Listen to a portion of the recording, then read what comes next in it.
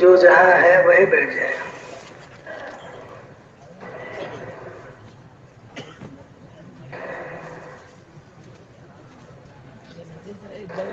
اللہ کی طرف متوجہ رہیں،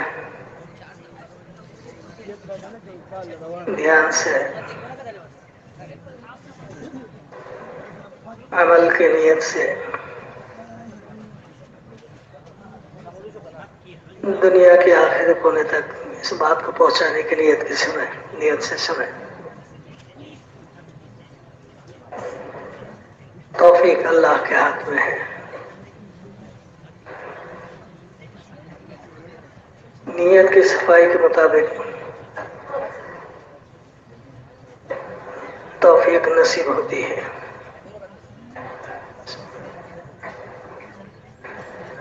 الحمد لله نحمده ونستعينه ونستغفره ونؤمن به ونتوكل عليه ونعوذ بالله من شرور أنفسنا ومن سيئات أعمالنا ونعوذ بالله من شرور أنفسنا ومن سيئات أعمالنا من يهده الله فلا مضل له ومن يضلله فلا هادي له ونشهد أن لا إله إلا الله وحده لا شريك له ونشهد أن سيدنا ومولانا محمدا عبده ورسوله أرسله الله بالحق بشيرا ونذيرا وداعيا إلى الله بإذنه وسراجا منيرا. صلى الله تعالى على خير خلقه سيدنا محمد وعلى آله وأصحابه وبارك وسلم تسليما كثيرا. أما بعد، فأعوذ بالله من الشيطان الرجيم. بسم الله الرحمن الرحيم. وقال الله سبحانه وتعالى: إن الدين عند الله الإسلام ومن يبتغ غير الإسلام دينا فلن يقبل منه.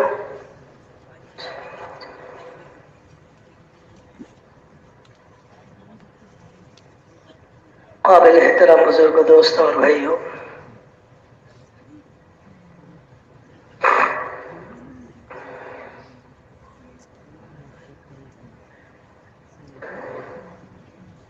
یہ کائنات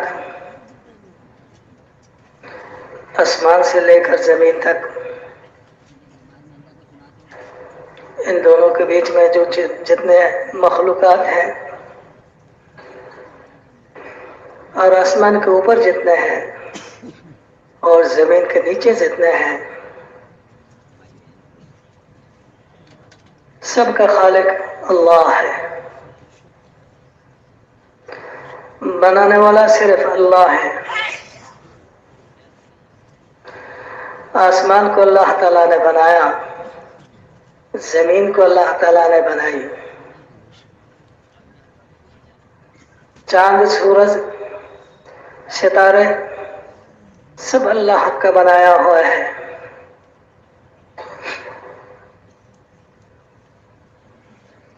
پہاڑ، جنگل، دریا، یہ سب اللہ کی بنائی ہوئی مخلوق ہے. بنانے میں اللہ تعالیٰ یکتا ہے، کوئی اس کا مثال نہیں. اسی طرح ہم کو بھی اللہ تعالیٰ نے پیدا کیا ہے. ہمارے علاوہ جتنے مخلوق ہیں ان سب کو اللہ تعالیٰ نے ہماری خدمت کے لیے، ہمارے نفع کے لیے بنایا. ہم کو اللہ تعالیٰ نے آخرت کے لیے بنایا اور پیدا فرمایا. خلقت الدنیا لکم وانتم خلقتم للآخرہ.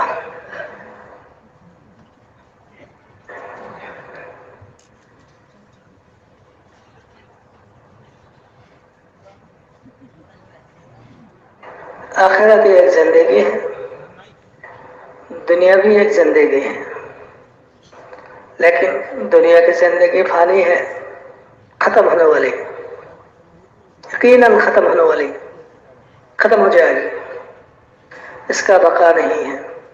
کل من علیہا فان. اس زمین میں جتنی چیزیں ہیں وہ ختم ہونے والی ہیں. وَيَبْقَى وَجْهُ رَبِّكَ ذُو الْجَلَالِ وَالْإِكْرَامِ. بقا صرف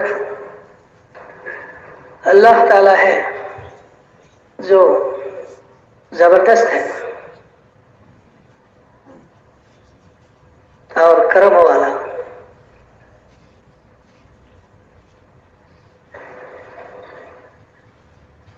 لیکن ہمیں دھوکہ لگ گیا اس زندگی کے بقا کے ساتھ. یہ دھوکہ ہے.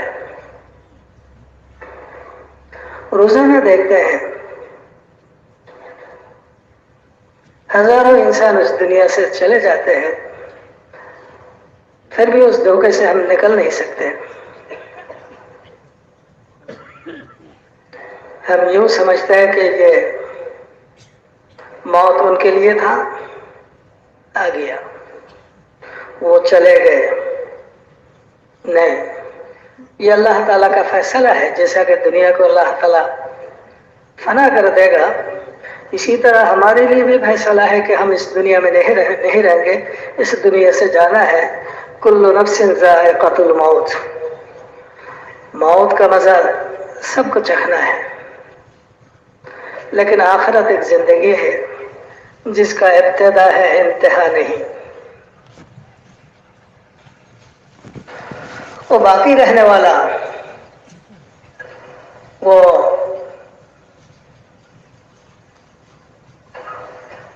بدلہ دینے والی زندگی ہے، بدلہ ملے گا.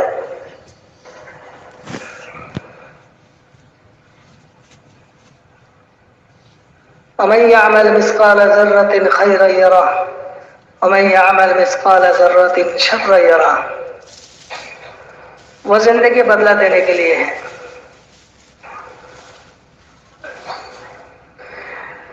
اس دنیا میں کیا ہوا کا بدلہ وہ ملے گا، بھلا ہو تو بھلا، برا ہو تو برا. لیکن اس کی ایک شان یہ بھی ہے کہ وہ ہمیشہ رہنے والا ہے. وَلَلْآخِرَةُ خَيْرٌ وَأَبْقَىٰ. ہمیشہ رہنے والی، کبھی ختم نہیں ہوگا. اللہ تعالیٰ نے ہم سب کو اس زندگی کے لیے، اس عالم کے لیے بنایا. وَأَنْتُمْ خُلِقْتُمْ لِلْآخِرَةِ. ہمیں آخرت کے لیے بنایا گیا، لیکن آخرت کو اللہ تعالیٰ نے غائب میں رکھا ہے، ہم نے نہیں دیکھا.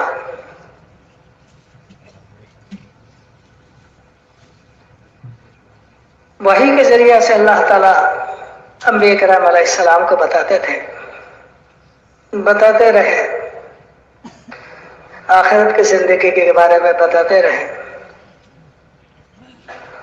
اس کے بھلا اور برا سب کو ظاہر کر دیا.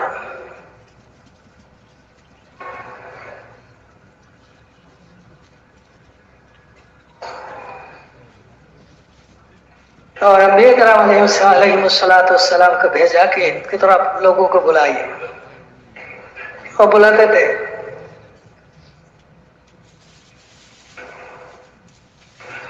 کوئی اگر آخرت کی زندگی کو حاصل کرنا چاہے، یا تو اس ابدی زندگی میں کامیابی حاصل کرنا چاہے، تو اس کے لیے اللہ تعالیٰ نے ایک ضابطہ دیا ہے، جس ضابطہ کا نام ہے دین. سب نبیوں کو دیا. احکامات میں کچھ کمی بیشی تھی، لیکن وہ ایک مکمل ضابطہ تھا اس امت کے لیے، جیسا کہ ہمارے لیے مکمل ضابطہ ہے اسلام۔ ہاں،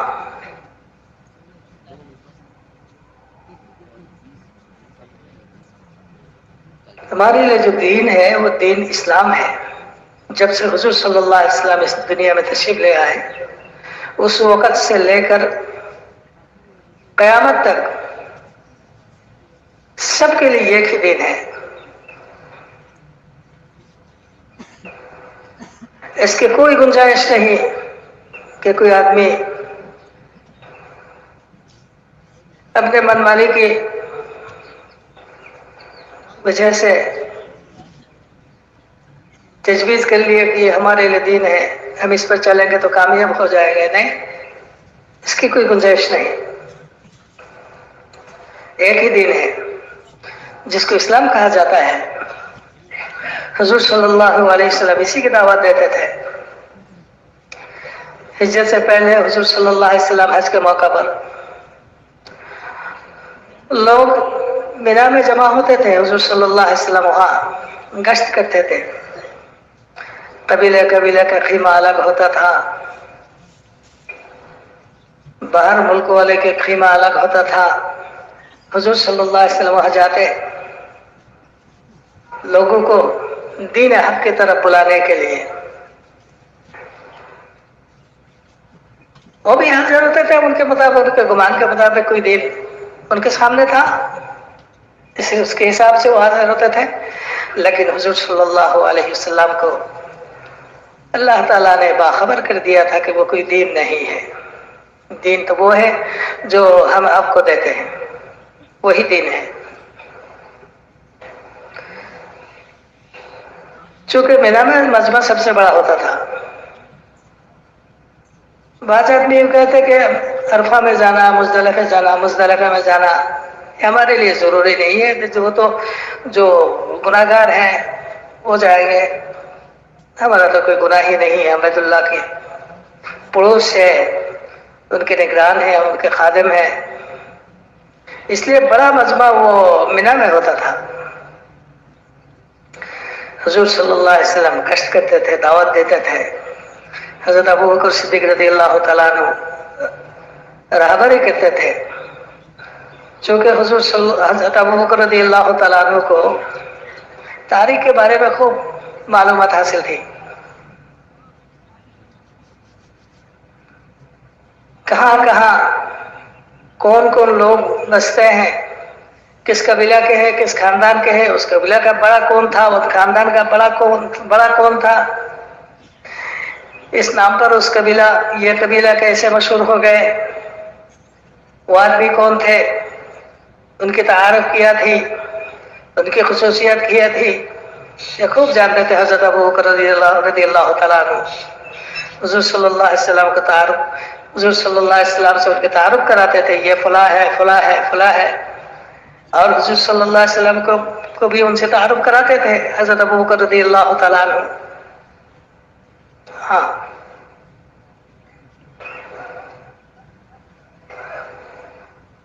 تو گشت کرتے کرتے ایک دفعہ یمن والوں کے خیمہ میں گیا، وہاں بھی بہت سے آدمی مشتمل تھے۔ حضرت ابو بکر رضی اللہ تعالیٰ عنہ نے تعارف کرایا، پھر حضور صلی اللہ علیہ وسلم نے باتیں شروع کی۔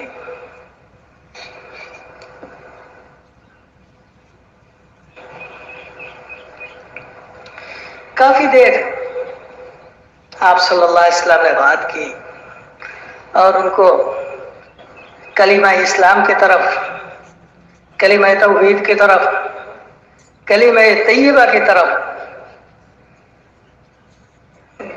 بلایا۔ اب وہ خاموش ہو گئے، کوئی بھی نہیں بول رہا۔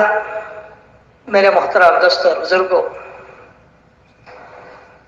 یہ کلمہ ہر ایک کو نصیب نہیں ہوتا، چونکہ سب سے قیمتی ہے کلمہ، سب سے وزنی ہے، اللہ تعالیٰ کے نزدیک سب سے زیادہ محبوب ہے۔ गुनाहों को माफ करने वाला, बंदा और अल्लाह के दरमियान जो दूरी है, बौदी है, उसको खत्म करने वाला,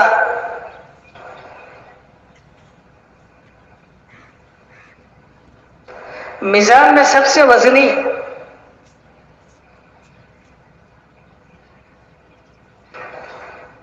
दिल में नूर बख्शने वाला। हाँ, इस कलिमा के कसरत की वजह से दिल में नूर पैदा होती है। वो नूर क़यामत के दिन जाहिर होगा। जो बंदा इस कलिमा को ला इलाहा इल्लल्लाह, इस कलिमा को रोजाना 100 मरतबा पढ़ेगा, उसका चेहरा क़यामत के दिन 14वीं रात के चांद की तरह होगा।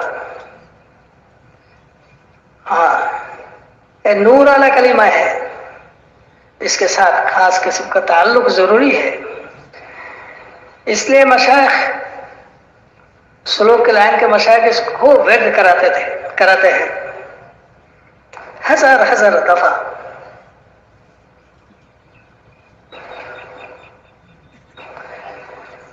ये शिर्क के जड़ को उखाड़ने वाला,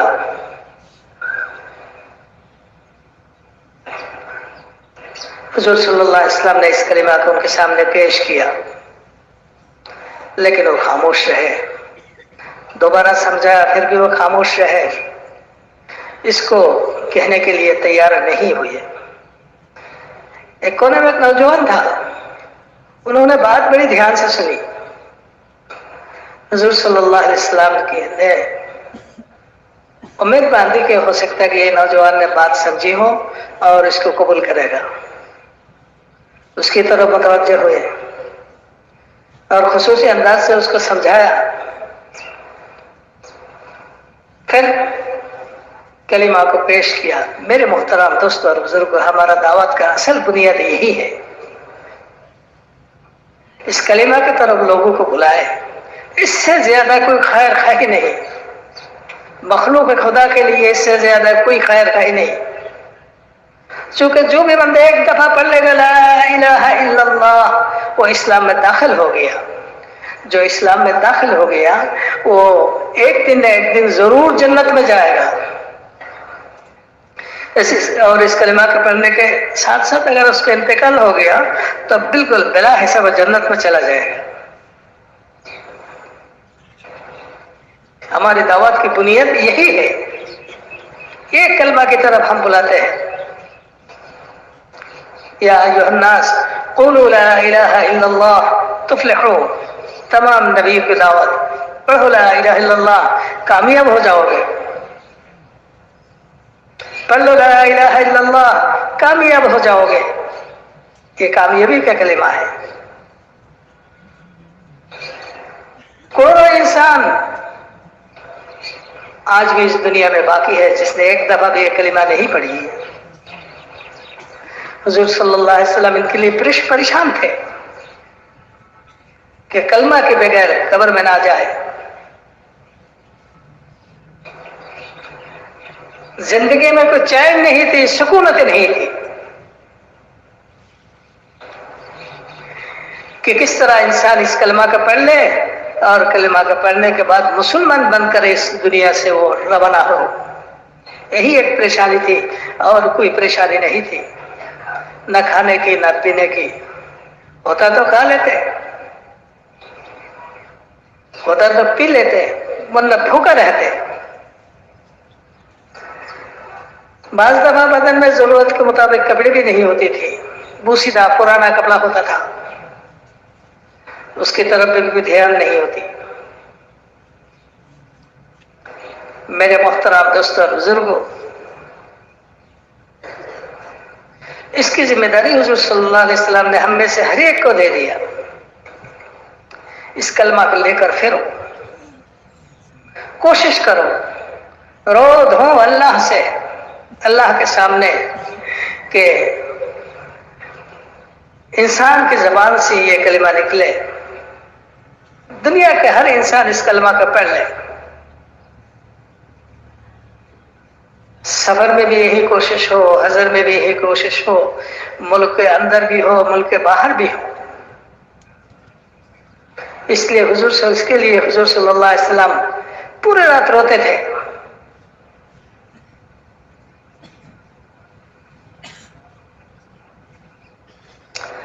تو میرے محترم دوستوں اور بزرگوں، حضور صلی اللہ علیہ وسلم نے اس نے پھر اس کلمہ کو پیش کیا، لیکن اس نوجوان نے کہا کہ میں ہمارے علاقہ کے سردار کی طرف سے ان کے ذمہ دار بنایا گیا ہوں، انہوں نے اس کلمہ کو قبول نہیں کیا. میں نے سمجھ گیا کہ آپ کی بات جو ہے بالکل صحیح ہے، بالکل صحیح ہے. اگر ان کو چھوڑ کر میں یہ گلا کلمہ پڑھ لوں گا تو یہ مجھ سے الگ ہو جائے گا. پھر مجھے اپنے علاقہ میں پہنچنے کے بعد جواب دہی کرنی پڑے گی کہ تم نے ان سے الگ کیوں ہو گئے، جیسا تم نے ان کو صبر تمہارے ہاتھ میں ان کو صبر کیا تھا، تم نے اس میں تفریق کر کے جدا کر کے آ گئے.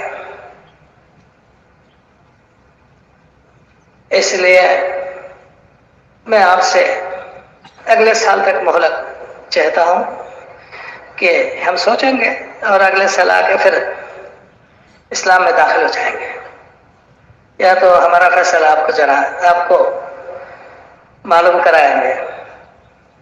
اسی طرح وہ حج کے بعد، حج بھی ان کے عادت کے مطابق تھی، کوئی اسلامی حج تو نہیں تھے، وہ روانہ ہو گئے اپنے علاقہ کی طرف. لیکن اس نوجوان کے دل میں جو ہے یہ بات بالکل بیٹھ گئی تھی، ان لوگوں کی وجہ سے اس نے اسلام قبول نہیں کیا اور پریشان رہے. جب کافی دور چلے گئے تو وہاں سے اپنے علاقہ میں پہنچنے کا 2 راستہ تھا. ایک راستہ وہ تھا جس میں وہ آئے تھے، اور ایک راستہ ہے جو عام چرچا میں نہیں ہے. اس نوجوان نے کہا کہ چلے ہم اس راستے سے جائیں گے، وہاں جانور کے لیے گھاس پھوس وغیرہ کا انتظام بھی اچھی طرح ہے اور پانی کا بھی انتظام ہے، اور تھوڑا آگے یہود کا علاقہ ہے، یہودی وہاں بستے ہیں، ان کے پاس بڑے بڑے عالم ہیں. اس شخص کے بارے میں جس نے ہم سے مینا میں بات کیا ہے ان کے بارے میں ہم پوچھیں گے.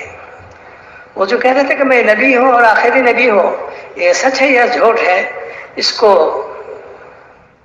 کے بارے میں پوچھیں گے. پہلے تو وہ لوگ راضی نہیں ہو رہے تھے، چونکہ وہ ان کے ذمہ دار تھے، وہ موافق ہو گئے ان کی رائے کے ساتھ، اس راستے سے چلے. جبکہ یہود کے اس علاقہ میں پہنچے تو اس نے یہود کے بڑے بڑے علماء